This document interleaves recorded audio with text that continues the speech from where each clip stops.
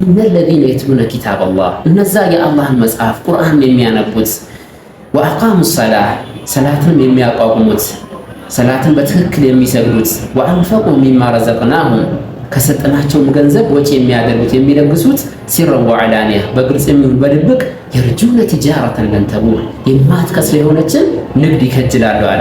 ሱብሃንአላህ إن الذين يتلون كتاب الله وأقاموا الصلاة وأنفقوا مما رزقناهم سرا وعلانية يرجون تجارة لن تبور. الحمد لله الذي أغناني وأعزني بتلاوة القرآن ثم الصلاة على النبي المصطفى خير البرايا من بني عدنان.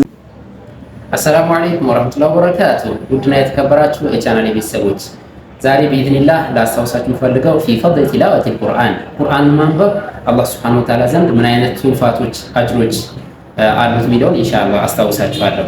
ከዚህ በፊት ረመዳን ማለት የቁርአን ወር መሆኑን ቁርአን የተወረደበት ወር መሆኑን አይተናል። ስለዚህ ቁርአን መቅራት በየትኛውም ጊዜ የተወደደ ነው፣ አጅሩ እጥፍ ድርብ ነው። በተለይ ደግሞ ረመዳን ሲሆን አጅሩ በጣም ከፍ ይላል ማለት ነው። ምክንያቱም ረመዳን ወር ማለት የቁርአን የወረደበት ወርም ስለሆነ ማለት ነው። እንደዚሁም መልካም ስራዎች እጥፍ ድርብ የሚሆኑበት ጊዜም ስለሆነ ማለት ነው። አላህ ሱብሓነሁ ወተዓላ ቁርአን የማንበብ ደረጃዎችን አስመልክቶ በቁርአን ምን ይለናል? ኢነ ለዚነ የትሉነ ኪታብ አላህ እነዛ የአላህን መጽሐፍ ቁርአን የሚያነቡት ወአቃሙ ሰላህ ሰላትን የሚያቋቁሙት ሰላትን በትክክል የሚሰግዱት ወአንፈቁ ሚማ ረዘቅናሁም ከሰጠናቸው ገንዘብ ወጪ የሚያደርጉት የሚለግሱት ሲረን ወዓላኒያ በግልጽ የሚሆን በድብቅ የርጁነ ትጃረተን ለን ተቡር የማትከስር የሆነችን ንግድ ይከጅላሉ አለ። ሱብሃንአላህ የማይከስር ንግድ ማለት ቁርአን መቅራት ነው፣ ሰላት መስገድ ነው። እንደዚሁም ደግሞ አላህ ከሰጠን ገንዘብ ወጪ ማድረግ መለገስ ነው ማለት ነው። ይህን የሚያደርጉት ለምንድን ነው? ሊወፊየሁም ኡጁረሁም አጅራቸውን አላህ እንዲከፍላቸው እንዲያሟላላቸው፣ ወየዚዱሁም ሚን ፈድሊ ከችሮታው ይጨምርላቸው ዘንድ ይህን ያደርጋሉ። ኢነሁ ገፉሩን ሸኩር አላህ ሱብሓነሁ ወተዓላ ማለት ወንጀል መሐሪና አመስጋኝ የሆነ ጌታ ነው ይላል ማለት ነው። ስለዚህ ቁርአን መቅራት ቁርአን የሚቀሩ ሰዎችን አላህ ሱብሓነሁ ወተዓላ በዚህ መልኩ ያወድሳቸዋል ማለት ነው። ቁርአን መቅራት አላህ ዘንድ ያለውን አጅር አስመልክቶ ብዙ ሐዲሶች መጥተዋል። የተወሰኑትን ለማስታወስ ያክል እሞክራለሁ ኢንሻአላህ። ففي الصحيحين عن عثمان بن عفان رضي الله عنه صحيحين ላይ እንደተዘገበው ዑስማን ብን አፋን ባስተላለፉት ሐዲስ ረሱል ሰለላሁ ዐለይሂ ወሰለም خيركم من تعلم القرآن وعلمه የናንተ የተሻለ ምርጥ ሰው ማለት من تعلم القرآن وعلمه ቁርአንን ተምሮ ያስተማረ ነው ይላል። የናንተ ጥሩ ሰው የተሻለ ሰው ማለት ባለ ሀብት ነው፣ ገንዘብ ያለው ነው፣ ወይም ደግሞ ስልጣን ያለው ነው አላሉ ረሱል ሰለላሁ ዐለይሂ ወሰለም። خيركم من تعلم القرآن وعلمه የናንተ ምርጥ ሰው ብሎ ማለት ቁርአንን ተምሮ ያስተማረ ነው። ስለዚህ ተምረን ማስተማር ይኖርብናል ማለት ነው።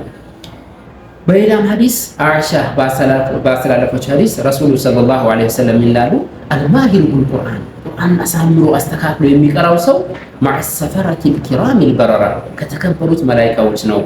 ወለዚ የቅረኡል ቁርአን ቁርአንን የሚያነበው ወየተታዕታ ቁርአን እያስቸገረው ወየተታዕታዑ ፊህ እያስቸገረው እየተቸገረ ቁርአን የሚቀራው وهو عليه شاق እያስቸገረው له አጅራን ሁለት አጅር አለው። አንደኛው على التلاوة በማንበቡ አንድ አጅር አለው። ሁለተኛው على مشقتها على القارئ ሲያነብ በመቸገሩ ምክንያት ሌላ ተጨማሪ አጅር አለው ማለት ነው። ስለዚህ በሁለቱም በኩል ትርፋማ ነህ። ቁርአን አግርቶልህ አስተካክለህ ከቀራህ ከተከበሩ መላእክቶች ትሆናለህ። ካስቸገረህ ደግሞ ሁለት አጅር አለ። ስለዚህ ምንም ኪሳራ የለምና ወደ ቁርአን ማንበብ ልንዞርና ትኩረት ልንሰጥ ይገባናል ማለት ነው። አላህ ይወፍቀን። በሌላም ሐዲስ ረሱሉ ሰለላሁ ዐለይሂ ወሰለም ሰሂህ ሙስሊም ላይ በተዘገበ ሐዲስ አቢ ኡማማ ባስተላለፉት ሐዲስ ረሱሉ ሰለላሁ ዐለይሂ ወሰለም ይላሉ ይቀራው ቁርአንን ቅሩት فإنه يأتي يوم القيامة شفيعا لأصحابه የቂያማ ቀን ቁርአን የሚቀራው ለነበረው ከቁርአን ጋር የተጎዳኘ ለነበረው ቁርአን የሚያዘወትር ለሆነው ሰውዬ شفيعا لأصحابه ምን ሆኖ አስታራቂ ወይም ሽማግሌ ሆኖ ይመጣለታል ማለት ነው። ቅድም እንደተናገርነው የቂያማ ቀን ማለት አንዱ በሌላው የሚሸሽበት ቀን ነው። አባት በልጁ፣ ልጅ በአባቱ፣ እናት በልጇ፣ ልጅ በእናቷ እርስ በርስ ሰዎች የሚሸሹበት የጭንቅ ቀን ነው። በዛ ቀን ግን ቁርአንን ዛሬ አብዝተህ የምታነብ ከሆነ ከቁርአን ጋር ጓደኛ ከሆንክ የዛን ቀን አስታራቂ ሆኖ ይመጣልሃል ማለት ነው። አላህ ይወፍቀን። አላህ አስታራቂ ሆኖ ከሚመጣላቸው ሰዎች አላህ ያድርገን ማለት ነው።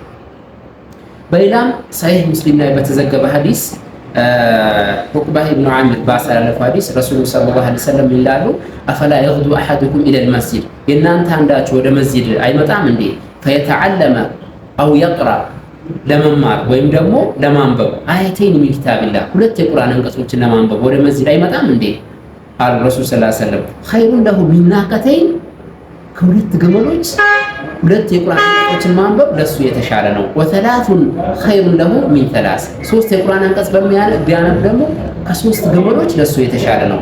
ወአርበኡን ኸይሩን ለሁ ሚን አርባዕ አራት የቁርአን አንቀጾችን ቢያነብ ከአራት ግመሎች የተሻለ ነው ይላሉ ረሱል ሰለላሁ ዐለይሂ ወሰለም። ወሚን አዕዳኢሂን ሚን አልኢብል ብዙ አንቀጾችን ባነበበ ቁጥር ከብዙ ግመሎች ለሱ የተሻለ ነው ይላሉ ረሱል ሰለላሁ ዐለይሂ ወሰለም። ስለዚህ ቁርአንን በብዛት ማንበብ ይኖርብናል ማለት ነው። አሁንም ሰሒህ ሙስሊም ላይ በተዘገበ ሐዲስ አቢ ሁረይራ ባስተላለፉት ሐዲስ ረሱሉ ሰለላሁ ዐለይሂ ወሰለም ይላሉ መጅተመዐ ቀውሙን ፊ በይት ሚን ቢዩቲላህ ሰዎች ከቤት ሆኖ በአላህ ቤት አይሰባሰቡም የትሉነ ኪታበላህ ወየተዳረሱነሁ በይነሁም ቁርአንን ለማንበብ እንደዚሁም ደግሞ እርስ በርሳቸው ለመማማር አይሰባሰቡም። ይህን የሚያደርጉ ከሆነ አራት ትላልቅ ፈዳኢሎችን ቢያገኙ እንጂ አሉ። አንደኛው ኢላ ነዘለት ዐለይሂም ሰኪና የቀልብ እርጋታ ደስታ በእነሱ ላይ ቢሰፍንባቸው እንጂ ወገሽየትሁም ረሕማ እንደዚሁም የአላህ እዝነት ብትከባቸው እንጂ። ሶስተኛው ወሐፈትሁም መላኢካ መላኢካዎች ቢከቧቸው እንጂ። አራተኛው ወዘከረሁም ላሁ ፊመን ዒንደህ እሱ ዘንድ ካሉ ትላልቅ ባሪያዎቹ አላህ ቢያወሳቸው እንጂ እንዲሁ ተሰብስበው አይበተኑም ይላሉ።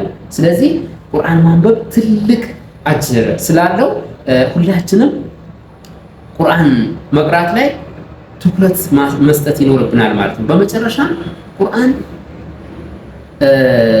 አንድ ሰው ቁርአን በሚያነብበት ጊዜ ምን ያክል ሐሰና ያገኛል የሚለውን በተመለከተ ረሱል ሰለላሁ ዐለይሂ ወሰለም የተናገሩትን አስታውሳቸዋለሁ። አብዱላህ ኢብኑ መስዑድ ባስተላለፉት ሐዲስ ረሱል ሰለላሁ ዐለይሂ ወሰለም ምን አሉ?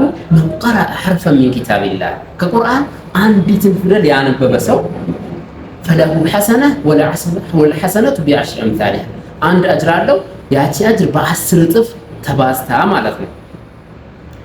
ላ አቁሉ አሊፍ ላም ሚም ረሱል ምርጥ መምህር ናቸው። ከሳቸው የተሻለ አስተማሪ የለም። በምሳሌ ሲያስረዱ ላ አቁሉ አሊፍ ላም ሚም ሐርፉን አሊፍ ላም የሚለው እኮ አንድ ፊደል አይደለም አሉ። ወላኪን አሊፉን ሐርፉን ወላሙን ሐርፉን ወሚሙን ሐርፍ አሊፍ የሚለው አንድ ፊደል ነው፣ ላም የሚለው አንድ ፊደል ነው፣ ሚም የሚለው አንድ ፊደል ነው። ስለዚህ አንድ ሰው አሊፍ ላም ሚም ሲል ብቻ 30 አጅር ያገኛል ማለት ነው። አስቡት እስቲ ቢስሚላሂ ራህማኒ ራሂም የሚለውን ብቻ በማንበቡ አንድ ሰው ስንት አጅር እንደሚያገኝ እስቲ አስቡት፣ ስንት አጅር እንደሚያገኝ። ስለዚህ ቁርአን ማንበብ ፈድሉ በጣም ብዙ ስለሆነ ጁሁድ ማድረግ ቁርአን አብዝተን ማንበብ ይኖርብናል ማለት ነው። ሁላችንም አላህ ይወፍቀን። ወሰለላሁ ዐለ ነቢይና ሙሐመድ። አሰላሙ ዐለይኩም ወረሕመቱላሂ ወበረካቱሁ።